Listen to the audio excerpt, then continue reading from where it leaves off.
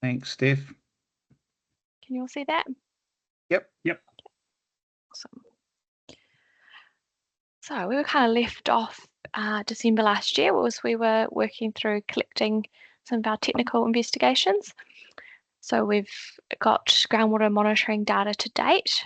We've taken soil samples, we've done testing, so saturation tests and looking at initial permeability testing of the soil. And we've done some initial modelling for hydraulic, so that's how water flows through the gully system, and hydrogeology, so how it moves underground.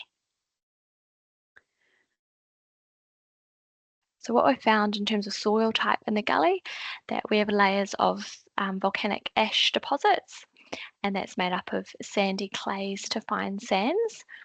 And then through the middle of the gully we also have some sand material mixed in there, and that's likely wind blown from the dunes and from the beach. And then probably unsurprisingly, as we get down into the dunes, we've got that sand mix with also quite a lot of silt. So what that means in terms of the permeability of the gully and the soil types is that the upper and middle parts of the gully, they don't have very high permeability, so they don't let water soak very well with those clays and those silts. And so this was confirmed through the hand augers that we went out and did right through the edges of the gully, so right down to the bottom. And we can also see that we've got wetland areas, some seepage spots and other signs of water staying on or near the surface of the gully for a long time. So I guess just backing up that it doesn't have a high permeability through there. So our key findings, to summarise, is that the discharge flow rates are low compared to surface stormwater runoff in the gully. So what we're seeing is when we do have storms or surface runoff, there's a lot more flow than what it would be if we sent our treated wastewater down there. In terms of erosion risk, there appears to be very little risk of scour and erosion. So that's kind of a positive thing of the types of soil that we have through there. But we do have quite low permeability soils. So it means that the flows won't soak into the deep subsurface as much as we would hope to, and they will stay more along the kind of near or at that surface level, and that will add to surface water runoff. Yeah, and so we do have a risk that a portion of the discharge water that infiltrates could resurface again at the lower sections of the gully. And we've got a map here, which is quite helpful. So this is we've overlaid all of the information that we've gathered to date to show it visually. So we've quite a good bird's eye view of the gully here, and then also the cross section. So I think the cross section shows it quite well, where if you imagine where my cursor is here would be approximately where we'd start the discharge. So we have some infiltration down into the land here, but then this dotted blue line represents an inferred surface water flow path. So that's where we're seeing that surface water is stopping there, so it's capped and it doesn't go any further. And so then what happens as it travels along is that we start to see it pop out at these springs or observed seepage areas. And then that is repeated as we go down the gully. So then we have another section of some soakage through here, and then it stops at this blue line. And then again, as we come down the gully, it pops out again, and that's those little bits of spring that we can see. And then the same again until we get right down into that dune area where we do see little bits of almost like wetland area before it totally dissipates within the sand dunes. So I can actually share a copy because this is quite helpful, this map to have a look at with all the different icons on there. So you can see our boreholes are up there, so our shallow and our deep, where we're getting our borehole information. We do have some wetland type vegetation scattered throughout. It's very much overgrown with kikuyu, but it is there.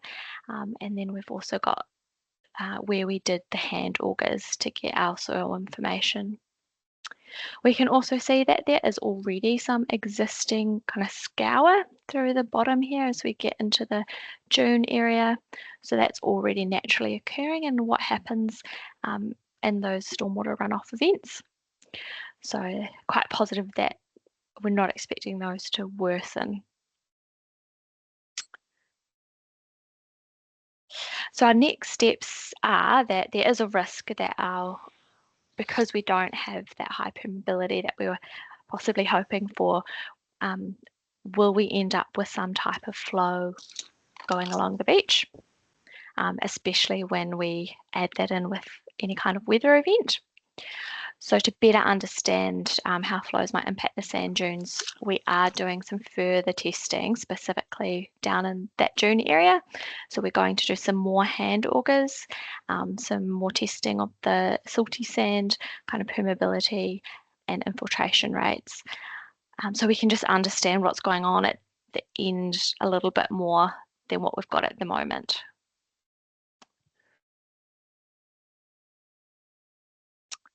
And then just quickly on the wastewater treatment plant. Oh, wait, that's so sorry, just switching screens. So great progress. So Pete said that we've got initial flows will be turned onto the new plant for commissioning in March. So that's really exciting and it will take approximately 6 weeks to build up enough of the biology for the plant to start working. And the 2 ponds you'll notice are quite a weird pink colour. So that's naturally occurring from algae, which is quite typical for the ponds in high summer loads.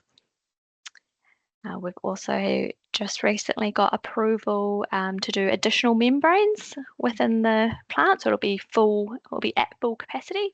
So it'll be able to take up to 5,000 cubes of flow. And we had a look today at what kind of Raglan flow rates were, and we were only getting up to that 5,000. I think it was in Gabriel. So really, really extreme kind of weather events. Otherwise, we are well under that 5,000. So it means that the plant itself will really be able to cope with the large majority of events that we have. And we won't have to do a heap of buffering at the plant itself, and that the buffering could actually act more as a storage before it's then discharged into the gully. But that is still stuff that we're working through. Yeah, so that was the main update. Did you guys have any questions, or did you want to go back to that visual of the if we go back to that visual, that one there. Yeah, that was really interesting. So, just with regard to the work that you're going to be progressing with there, because I think that's what, when we had the public hui at the club, some of the kōrero, particularly from Craig Rowlinson and others, were quite sceptical about that area. So moving forward, it's going to be really important to have a full understanding of that. And I know that's what we're doing now, because, people will question the ability for the water to flow through there and not come out, the concerns that were raised. And I guess some of that from Craig and the likes of Shane Gold were alluding to the fact that it gets quite wet in there anyway at the best of times, and the flow rates and all of that sort of stuff. So that's going to be really important when we are doing our next steps of the community engagement, to be very, very clear. And what can we do in terms of mitigating those possibilities?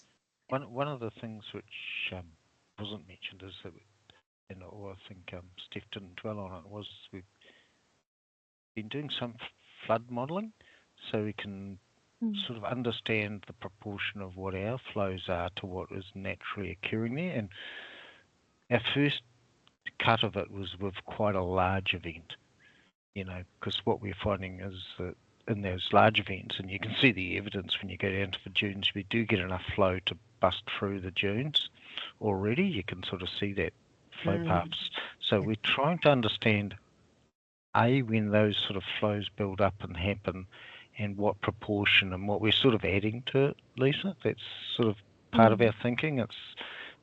And understanding what the dunes can take a little bit more before it becomes, we end up with a thing. I think the GTEC people, as Steph mentioned, did sort of give us some reassurance around slope stability and there were suggestions that the hills would slip away, and I think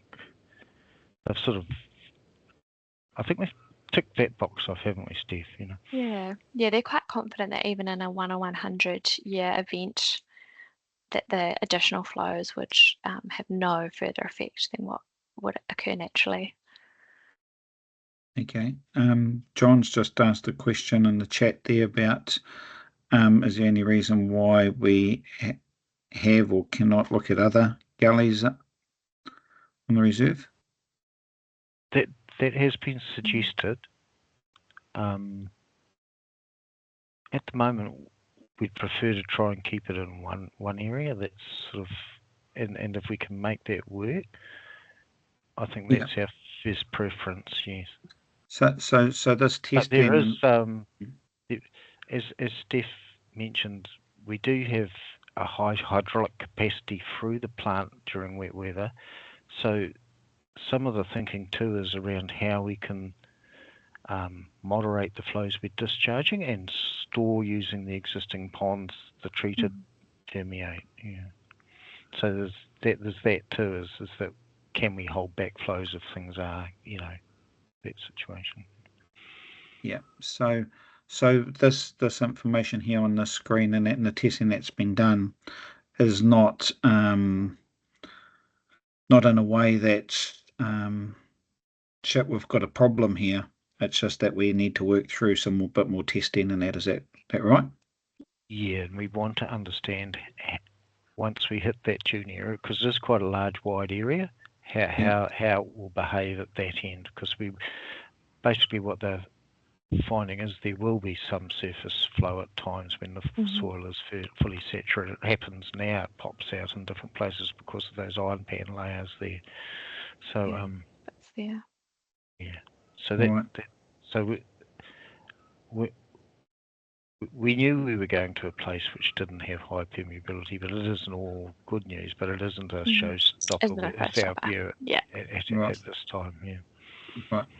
I suppose probably worst case scenario would be that with a flow path going across the beach and gouging out a pathway through that is, with obviously further testing out to be done.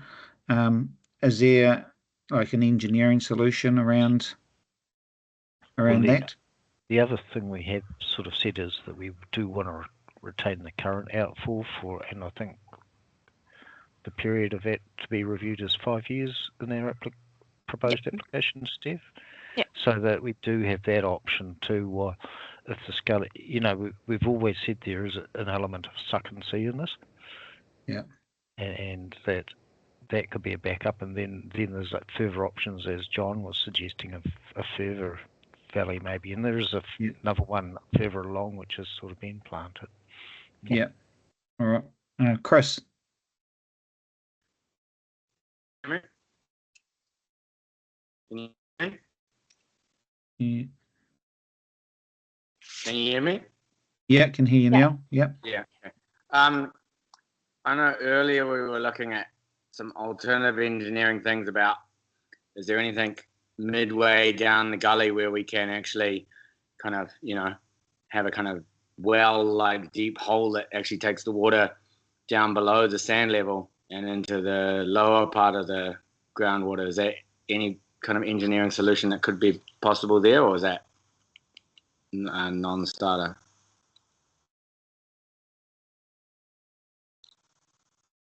Engineering solutions tend to be quite expensive and a bit risky if you don't know 100% how they're going to perform. You might model it and think it's going to perform, but a lot of the time those sort of things, they can end up costing a lot of money for access and equipment and actual materials.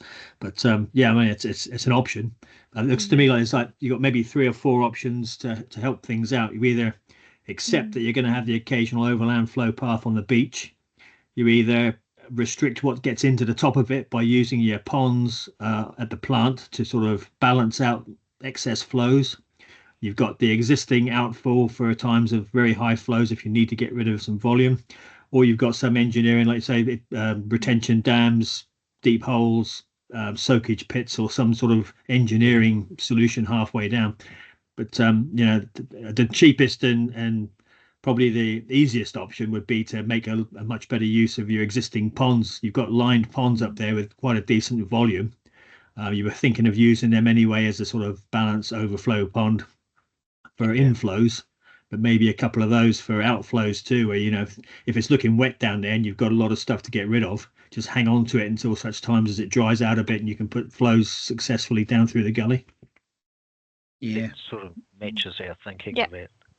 Yeah, good point. Yeah. I suppose with what you said, Steph, before about having that capacity there with the 5,000, that's pretty significant, really. Pretty So it does create that holding ability for discharge. Yep. Good. Yeah, and it probably means that that's enhanced. We'd probably only, and Peter's still sort of figuring it out how he's going to configure it at the plant and utilise those ponds. Right. But we might only need one for the incoming, and we can keep the others, repipe them to hold treated permeate. Yeah. Do you control your discharge flows around weather events as well? To some extent, there's buffering in the plant, but to some extent, what goes in is coming out. Yeah. Oh, very good. So obviously just some further testing happening. Is it sort of happening now, Steph? Yeah. Happening now. So we're thinking we'll put a pause on any more public consultation and drop-ins until we get that further testing done. We've got a more complete picture, and then we can go back out to the community with a really good update. Yeah. That makes a lot of sense. Yeah. You, Lisa and Chris, you guys happy with that? Yeah, I think we can't go back out with but Yeah. because we've already done that, and so it just opens that door for people to be distrusting of what we're doing and that it won't work. So until we're really clear that we can say very clearly, this is the spot, and yes, it will manage X, Y, and Z, because we don't want to go out again with the same sort of corridor that we had at our public meeting. We're unsure, blah blah blah. And I think we should really focus on when the treatment plant, when that work is done, we can use that as a real major celebration and focus to the community, and then being able to then engage on the land-based treatment more. Absolutely. And our experience in the other plants too has, once the local community sees the quality, it changes their perspective a little. Look at the turnaround and views in that and Te Kaupara there. I mean, that's a game significant. changer. Yeah, that's incredible, actually. Yeah. There is one other option, I suppose. Is there any possibility of any sort of localized irrigation of the permeate, which is of much better quality now? Seems to be an awful lot of grass and paddocks around that area. Maybe get some irrigation set up as well as some way of getting rid of some of the treated stuff when you need to. Well, that was Richard and I had a little chat about what we could do.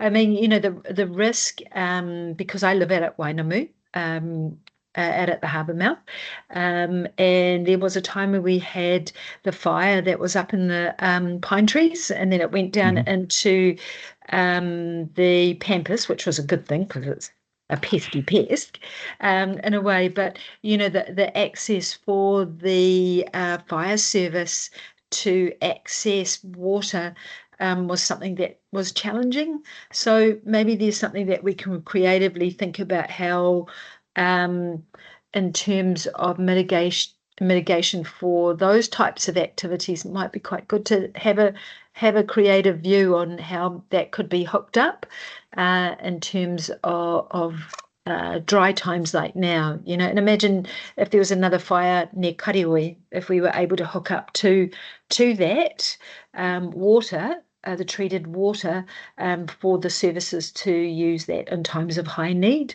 would be really great. But that's just an idea. Mm-hmm. Good I idea. think all ideas are still on the table at the moment. Yeah.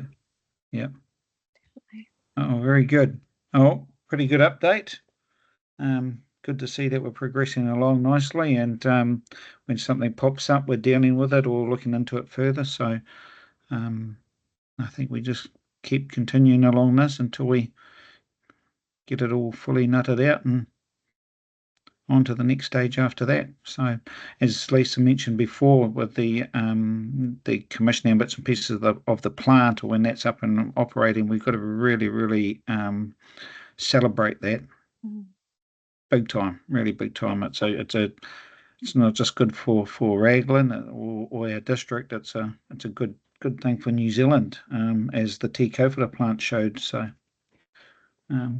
this one's even supposed to be better and better as well. So Chris, sorry. Okay. So those of you who are working more closely with council rather than Watercare, do you have your kind of eyes on the required timeline in terms of when we need to have this project kind of like ready to go to pitch it for the funding, or is the funding side of it already being started to because I know that obviously we've got a few years until the end of the Watercare relationship, but we need to get this project into the kind of funding stream through the LTP and all that. Yeah. So no, that's all pretty well covered, Chris. Hopefully these Watercare guys are going to save us some dollars too, and but no, definitely it's the whole funding for this is sort of in the LTP, and it's also part of the what do you call it, Richard or Steph? Our waters plan or something that has to be submitted in September. Water services plan. Water services plan and delivery plan. Yeah, it's all aligned with the new processes going forward. Yeah, we had the mayor and the chief executive at our meeting yesterday, and they basically said as long as it's done by September. So it's in the plan for to be come out in September. That's for sure. Yeah. Cool. Yeah. So it'll be probably be a bit longer than that, but it'll be it's definitely funded. Yeah. Yeah. Yeah. So with that, if there's no other questions or anything, just thank everybody for coming along tonight, and thanks Steph and Richard for the update. It's always good to see things are progressing and not the same old. We haven't moved. So thanks everybody for the input, and I'll just close off with a karakia if everybody's okay with that. So inuhia, ki te uri tapu a tānei, kia wātia, kia māma te nākau, te wairua, te tinana, te hini naro e te ara takatū, ko e rā e rongo, whakaerea ki runga, kia wātia, ai rā, kia waitia, huie, taikia. Thank you very much, everybody. Did you put something on there, John, a question or something? I just saw something pop up. Yeah, well, there was a report went to infrastructure, I think, was it, on the odours that were a problem. Steph showed us the pink colour, but the pink colour went with odours. Yes. So. Yeah. I don't know what there was a report to say that they were looking into dealing with some odour there. Yeah. Yeah. Behind it all, John, is that the Christmas load really hit that old plant pretty hard. So that caused a cyanobacteria which was a sulfide producing, and that's why people were getting the sting. There's not much we can do about it, but it has healed itself to some extent. I don't think the odour issue is as bad. But No. Yeah. But we did.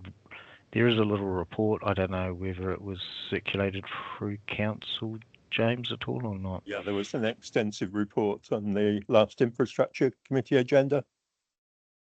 So I have read it, but it said that there were further investigations going on, and I wondered if there was any update on that, but sounds like maybe there isn't yet. Well, they did do the testing on the bacteria and they've identified what it is. But really, when you overload an old pond like that, you create the conditions for this to happen. Yeah. So that probably, yeah. The new plant can't come soon enough, can it really? Yeah. So so hopefully the new plant will definitely help with that. And I suppose that's answered it for you, John. Is that it was, what did you say, Richard? Sulfur. Cyanobacteria, which produce that sulfide type gas, which is what people, especially in Rangatahi, were getting with that westerly wind. Lisa probably had the phone running hot, I imagine. Yeah, we sort of got some of the aroma wafting towards the coast, but it wasn't that bad, like, so I could think of worse things, but and it didn't actually last for that long, but it doesn't help when people go online and they're like, whoa, and all of that. But anyway, so now it's all beautiful in Raglan again, Chris and John? Something to remember how good the new plant is when they go, oh, there was no smell next Christmas. Yeah. It's a goodbye from the old girl. Yeah. On the upside, the regional council didn't receive any complaints, so that's a good thing. So it was going on, and I noticed it myself. That's really good. Just stay offline. Don't go on Facebook or anything. Stay off Raglan notice board. Stay off the notice real board. Positive. See no evil, hear no evil, speak no evil. Yeah, exactly. Alrighty then, folks. Everybody can head back to their evening or relaxation or dinner or whatever's next. So have a good evening, everybody, and we'll see you again soon. Thank you. Cheers. Thanks a lot. See you guys. Bye.